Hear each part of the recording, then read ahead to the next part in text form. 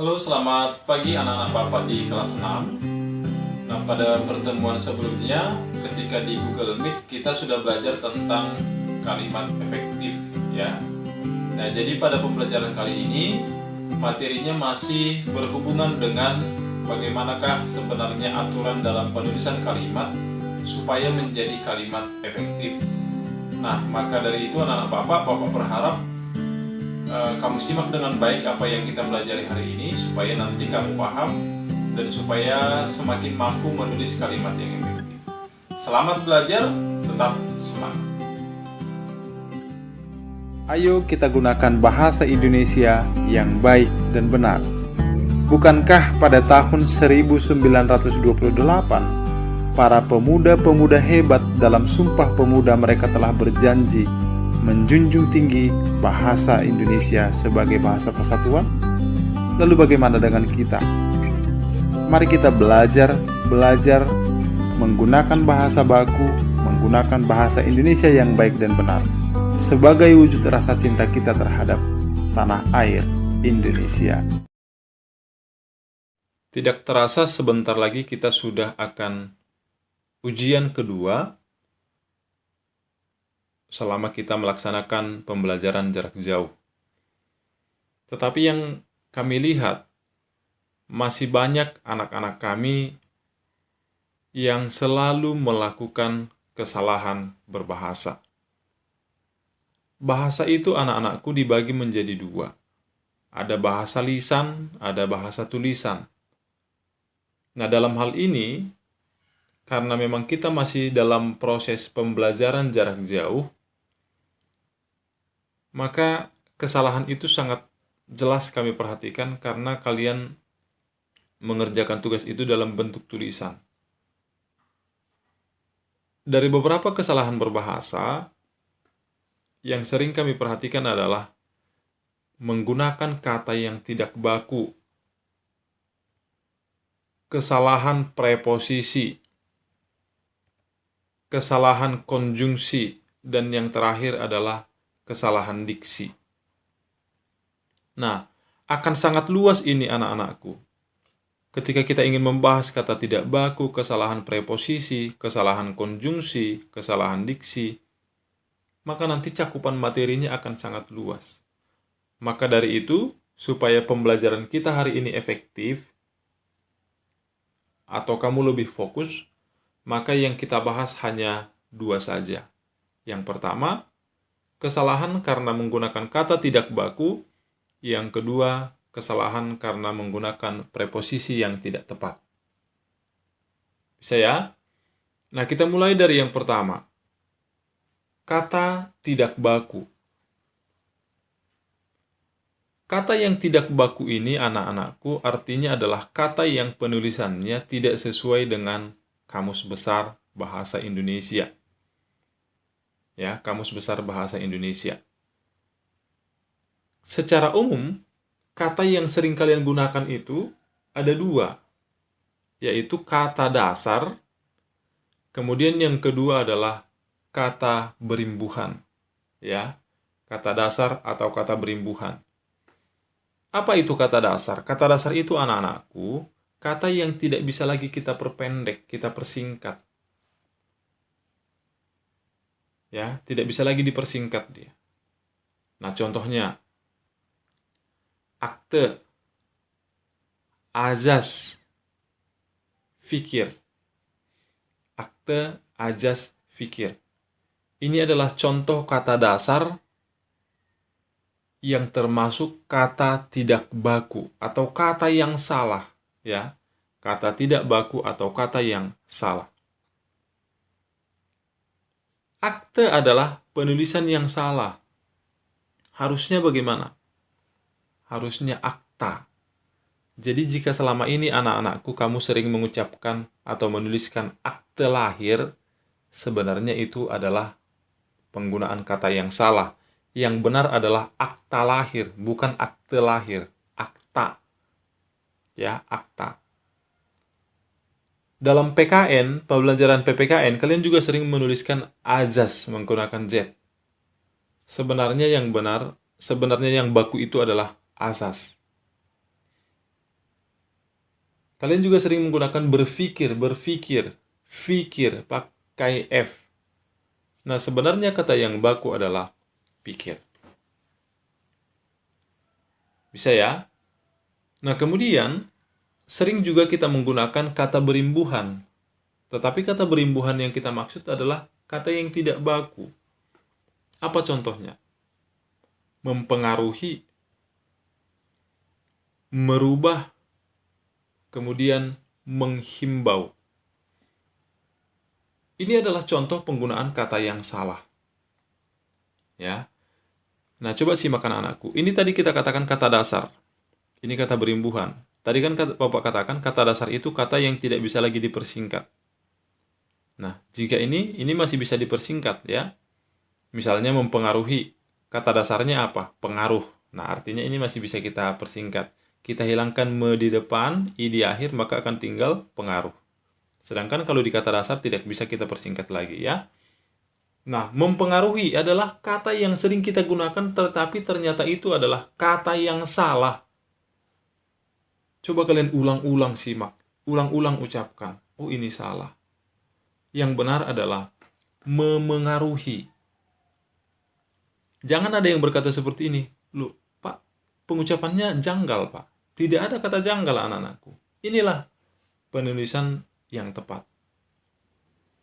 Merubah, itu adalah kata yang salah. Yang benar adalah mengubah. Menghimbau, itu adalah kata yang salah. Yang benar adalah mengimbau. Ya. Jadi ada kata dasar, ada kata berimbuhan. Ada aturan yang harus kalian ikuti anak-anakku. Kata dasar mau kata berimbuhan harus acuannya satu, yakni menggunakan kata baku. Nah, kita bahas lebih lanjut. Bagaimana sebenarnya cara menentukan kata baku atau tidak baku? Nah, ini yang sering kita pertanyakan. Bagaimana cara kita menentukan kata baku atau kata tidak baku? Nah, caranya adalah untuk kata dasar atau kata berimbuhan, cara pertama yang dapat kalian gunakan adalah menggunakan Kamus Besar Bahasa Indonesia. Kamus Besar Bahasa Indonesia. Nah, bagaimana caranya? Bapak akan menjelaskan bagaimana caranya. Bisa ya? Nah, ikuti supaya kamu dapat menentukan kata baku atau kata tidak baku melalui Kamus Besar Bahasa Indonesia. Untuk meyakinkan kita apakah itu memang kata baku atau tidak, sebenarnya cara yang paling mudah adalah menggunakan Kamus Besar Bahasa Indonesia. Nah, misalkan kita buka aplikasi KBBI. Kita ketik misalnya kata apotek.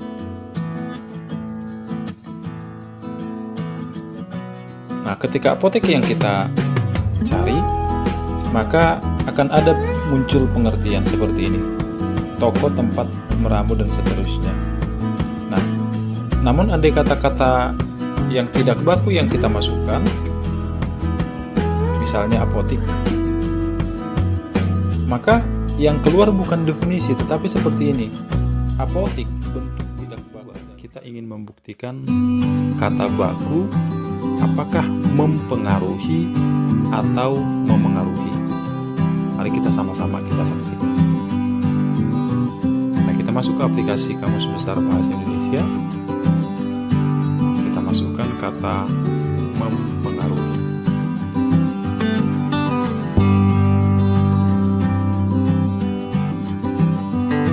Nah, maka yang muncul adalah seperti ini. Mempengaruhi bentuk tidak baku dari memengaruhi. Maka dari itu, setiap kata yang tidak baku ketika kita masukkan ke dalam Kamus Besar Bahasa Indonesia tidak akan muncul, definisinya tidak akan muncul. Nah, sebaliknya mari kita buktikan dengan mengelik atau mengetik memengaruhi.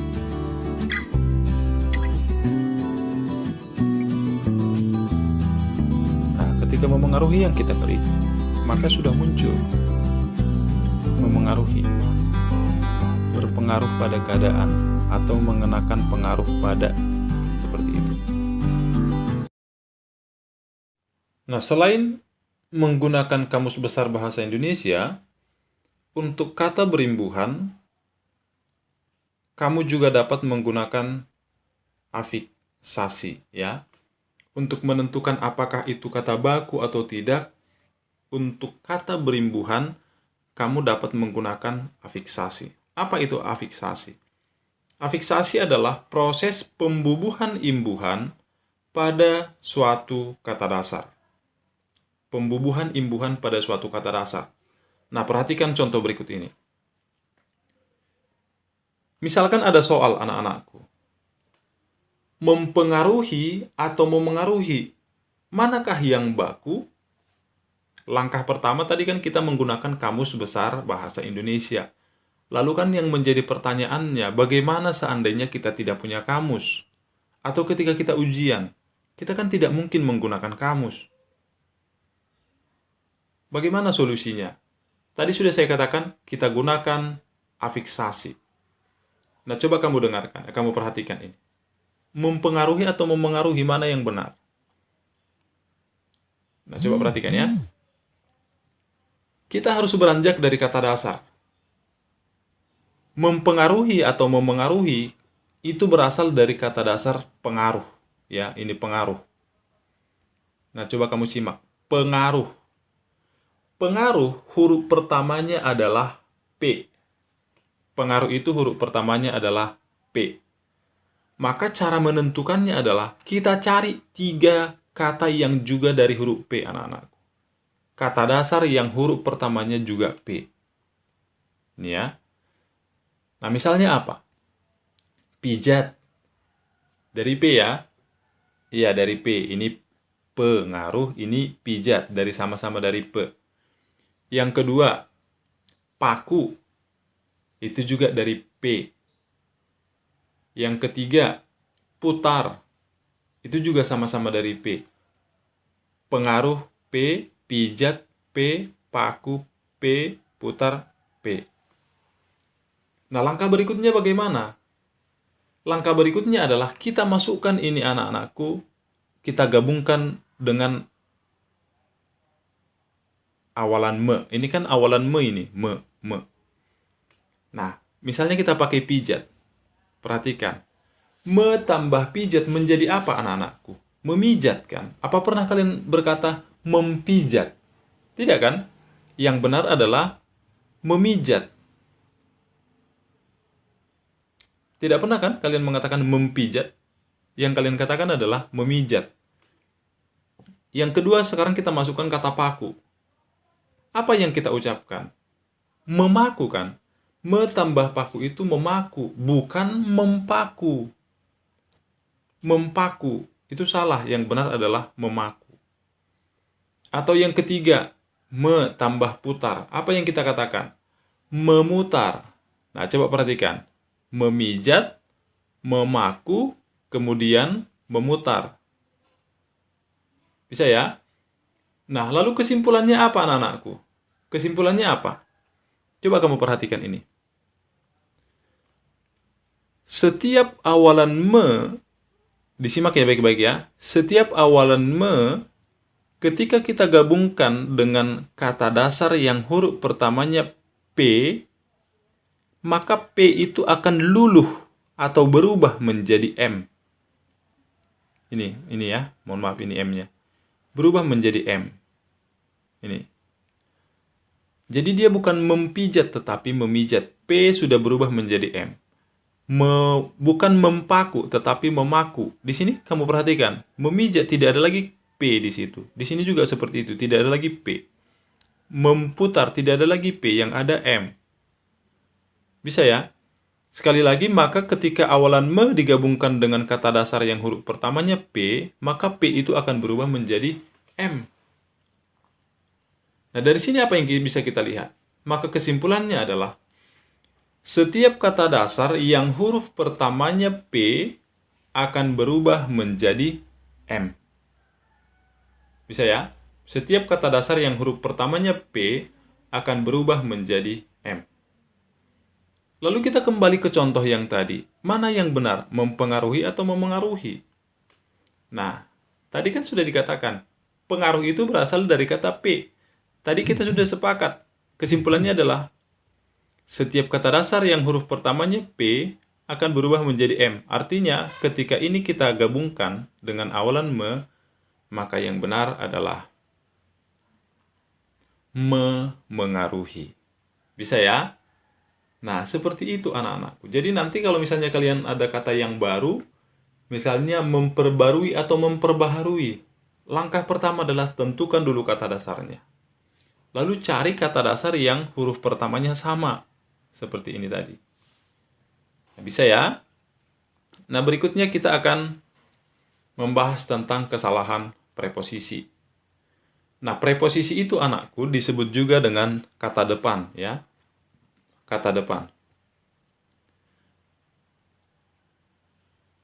Ya, kata depan. Nah, dalam hal ini, kata depan yang kita maksud, yang kita bahas adalah penggunaan preposisi yang menunjukkan tempat. Misalnya, di dan ke. Ini sering ini Bapak perhatikan salah. Menggunakan di atau menggunakan ke. Nah, coba perhatikan ya, nak. Penulisan preposisi, mohon maaf ya, nak, ini bukan preosisi, tetapi ini ya, yang benar ya, preposisi. Penulisan preposisi harus dipisah dari kata yang mengikutinya.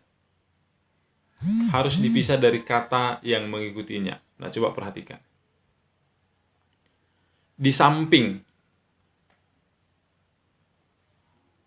Kita bisa menentukan anak-anakku. Coba kita tanya, kita gunakan pakai kata di mana. Adakah jawaban di samping setelah kita menggunakan di mana? Misalnya, di mana kamu simpan sepeda itu? Di samping. Bisa ya? Bisa. Di mana kamu letakkan buku itu? Di samping. Mungkin ya jawabannya ya. Atau, di mana kamu letakkan tasku? Di samping. Bisa ya, nak? Iya, bisa. Maka, di adalah kata depan atau preposisi karena menunjukkan tempat. Maka di samping bisa kita katakan benar. Karena penulisannya harus dipisah. Ya, karena di samping menunjukkan tempat, maka penulisannya harus dipisah. Nah, coba perhatikan yang kedua. Di atas. Digabungkankah atau dipisahkan? Ini kan tadi dipisahkan. Ini digabungkan. Tadi sudah Bapak katakan, penggunaan di atau ke ketika dia menunjukkan tempat harus dipisah.